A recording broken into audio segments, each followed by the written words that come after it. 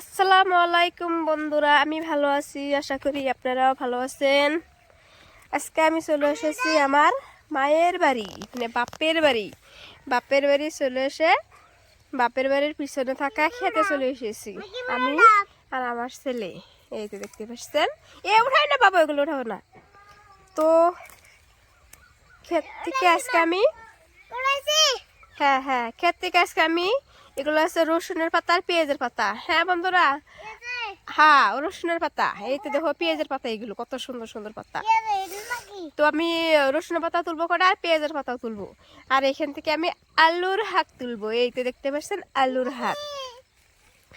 এগুলা কি আলুর গাছ জানেন বন্ধুরা? এগুলো হলো মিঠা আলুর গাছ, মানে সিদ্ধ আলু গাছ।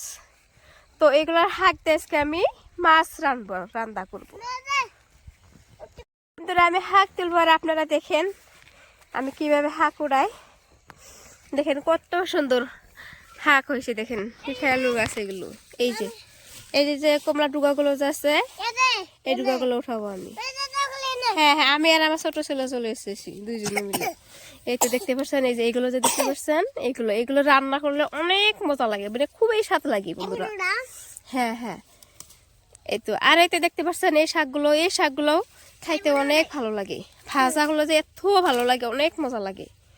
তো আমি শাকগুলো তুলে নেই, তারপরে আপনাদেরকে আমি রান্নাটা দেখাবো।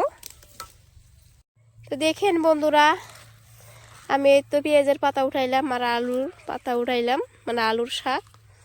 তো এখন আমি বাড়ির চলে যাব। হ্যাঁ, আমি ছেলে এখন বাড়ির চলে যাব। যাই তারপরে এই শাকগুলো আমি নিজে হাতে রান্না করে খাবো। আর এই দেখেন বন্ধুরা, আমার মার হাঁস, ওই দুইটা হলো চীন হাঁস আর হাঁসের বাচ্চা। এগুলো কত সুন্দর লাগছে। হ্যাঁ, কোমল কাঠ মাছ আনছে আর এই তো মা কাটতেছে।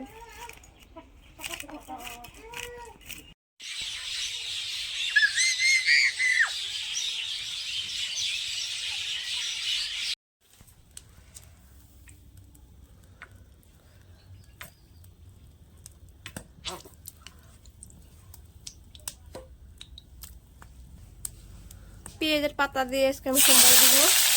কড়াইটা গরম হয়ে গেছে,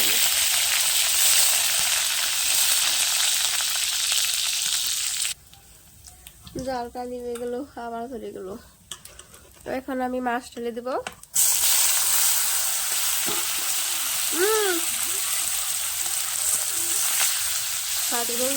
দিব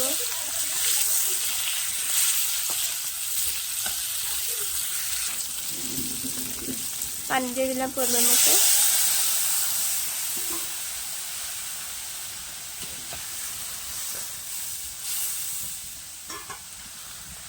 এখন আমি শাকগুলো দিয়ে দিব উপরে। আমি শাক দিয়ে মাছগুলো ঢেকে দিলাম। এখন আমি উল্টা পুল্টা করে দিয়ে দিব।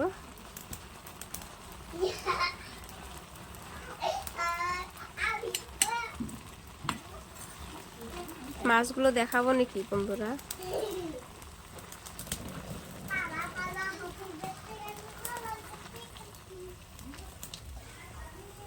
এই তো মাছ।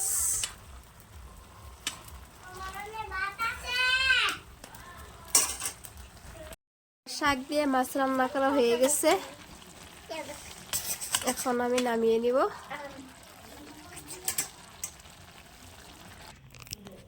আমি নামিয়ে নিলাম বন্ধুরা, এখন আমি ভাত খাবো। আর আমার ছেলেটা সবসময় আমার সাথেই থাকে জানেন বন্ধুরা, কি করব আর, মা ছেলে তো থাকবেই।